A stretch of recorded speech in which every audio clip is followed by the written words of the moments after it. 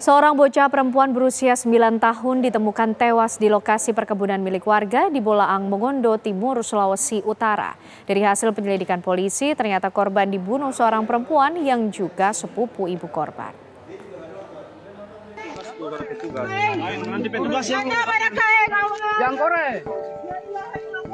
Warga Desa Tutuyan 3, Kecamatan Tutuyan, Kabupaten Bolaang, Mongondo Timur, Sulawesi Utara, dihebohkan dengan penemuan jasad seorang bocah perempuan berusia 9 tahun di lahan perkebunan milik warga dengan kondisi leher terputus. Korban diketahui bernama Tilva Azahra Mokoago yang saat ini masih duduk di bangku kelas 3 sekolah dasar. Sebelumnya pada siang hari, korban sempat dilaporkan hilang oleh keluarganya. Setelah dilakukan pencarian pada pukul 8 malam, korban ditemukan dalam keadaan tewas. Lalu saya kemari sini kan, baru saya melihat anak itu terbaring begini, belakang gitu. Di mana posisi mana Pak? Sudah di dalam got. Sudah di dalam got. Ya, dalam got. Usai korban ditemukan oleh warga, kemudian korban langsung dibawa ke Rumah Sakit Umum Bayangkara Manado untuk dilakukan otopsi. Diduga korban meninggal dunia akibat dibunuh karena saat ditemukan seluruh perhiasan yang dipakai korban juga ikut hilang. Usai menjalani otopsi di RSUD Bayangkara Manado, jenazah bocah malang ini langsung dibawa ke rumah duka di Desa Tutuyan, Kabupaten Bolaang, Mongondo Timur, Sulawesi Utara. Isak tangis keluarga tak terbendung saat jenazah Tilva Azahra Mokoago tiba di rumah duka. Dari hasil penyelidikan, polisi akhirnya berhasil menangkap pelaku pembunuhan dengan disertai mutilasi. Pelaku berjenis kelamin perempuan ini ternyata merupakan sepupu ibu korban.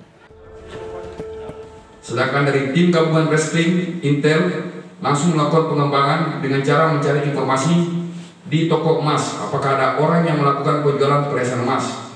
Dan benar, salah satu pedagang emas di toko Logam Jaya menjelaskan ada seorang ibu berambut pirang yang tidak dikenal dengan membawa seorang anak balita laki-laki pada sore hari sekitar pukul 12.30 WITA.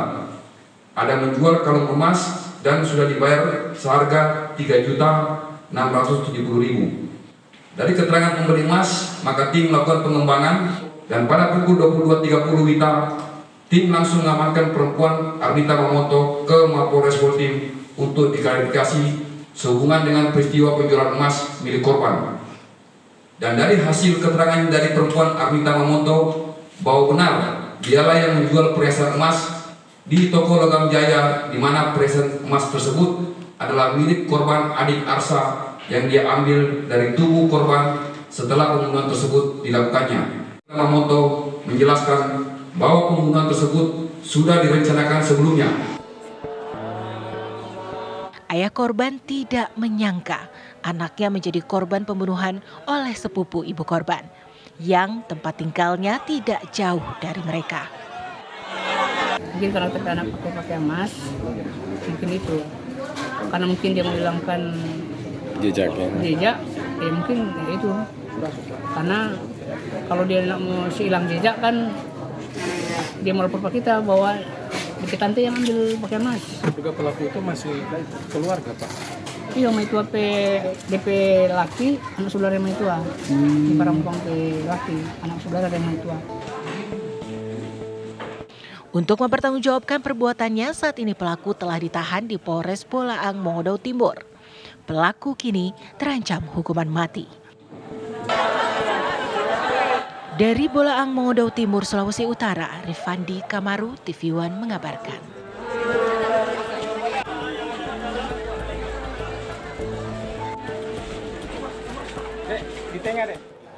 Untuk mengetahui informasi terkini dari penanganan kasus ini, pemirsa, kami ajak Anda bergabung dengan Kasat Reskrim Polres Bolaang, Mongondo Timur, AKP Denny Tampe Mawas.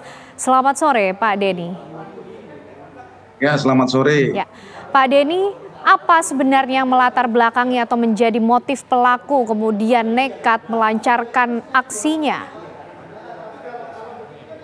Ya, perlu dijelaskan bahwa memang motif dari pelaku ini adalah motif ekonomi ya, karena memang awalnya dia sudah berencana untuk melakukan pencurian terhadap perhiasan emas yang digunakan oleh korban, ya. Sehingga dia merancang agar supaya tidak diketahui oleh orang tuanya ataupun keluarganya, sehingga dia menggiring anak itu tak jauh dari kompleks perkampungan untuk dieksekusi begitu, ya. Oke, Pak Denny, informasinya korban ini sempat dikabarkan hilang begitu. Artinya seperti apa kemudian perjalanan pelaku merencanakan tindakannya semua ini, Pak, hingga sampai mengeksekusi korban? Ya, jadi memang dasar awalnya itu laporan dari masyarakat, ya, dari orang tua korban, yang mana sejak siang hari korban belum juga pulang, ya, karena seperti biasanya korban sekitar jam 14.00 dia biasanya kembali ke rumah untuk belajar mengaji, ya. Namun setelah sampai jam 18.00 anak ini juga belum pulang, sehingga ada kecurigaan bahwa memang anak ini telah hilang, gitu, ya. Nah, jadi setelah ada informasi seperti itu, kami dari pihak Polres Botim langsung melakukan pengecekan terhadap keluarga korban, apakah benar ada anak yang hilang. Nah, setelah itu kami membentuk tim gabungan, ya, bersama masyarakat setempat untuk melakukan pencarian terhadap anak yang dicurigai hilang itu. Nah, setelah dilakukan pencarian, ditemukanlah sesosok jenazah anak-anak yang ada di selokan yang tak jauh dari perkampungan. Gitu, ya. Baik, di mana pelaku ini ditangkap, Pak? Ya, jadi setelah kami menemukan bukti-bukti yang cukup, ya, bahwa ini mengarah kepada salah satu pelaku yang diduga memang pelaku ini adalah tante dari anak tersebut, ya. Dan di sana itu rumah dari korban dengan pelaku itu tidak jauh, artinya hanya bertetangga begitu, ya. Dan kami langsung mengamankan pelaku tak jauh dari rumah korban, gitu, ya. Langsung kami amankan pada saat itu. Oke, sebenarnya bagaimana hubungan antara pelaku dengan keluarga korban ini, Pak? Ya, jadi memang korban ini dekat sekali dengan pelaku. Nah, memang pelaku ini suaminya itu saudara dekat dengan orang tua dari korban. Artinya korban ini merupakan ponakan langsung dari suami dari pelaku, begitu, ya. Sehingga anak ini selalu berinteraksi dengan pelaku. Oke. Artinya murni tindakan pelaku ini ingin menguasai harta milik korban begitu ya, Pak, terbukti dari barang-barang milik korban yang hilang. Iya, karena dengan fakta yang ditemukan memang perhiasan emas yang digunakan oleh korban ini ditemukan bahwa memang faktanya dia menjual di toko emas yang tak jauh dari pemukiman, ya, di toko Logam Jaya. Nah, dari fakta itulah kita langsung melakukan penyelidikan sehingga menemukan bahwa memang pelaku ini adalah perempuan yang tertangkap itu yang bernama Arnita Mamonto itu. Oke. Lalu untuk kepemilikan senjata yang digunakan untuk melancarkan aksinya ini didapat dari mana? Ya, memang senjata tajam yang digunakan oleh pelaku itu ketika dia membawa anak ini, menggiring anak ini ke TKP agar supaya jauh dari pemukiman, memang dia sudah membawa pisau tersebut. Bahkan pisau tersebut sempat dipegang oleh korban, disuruh bawa begitu, ya.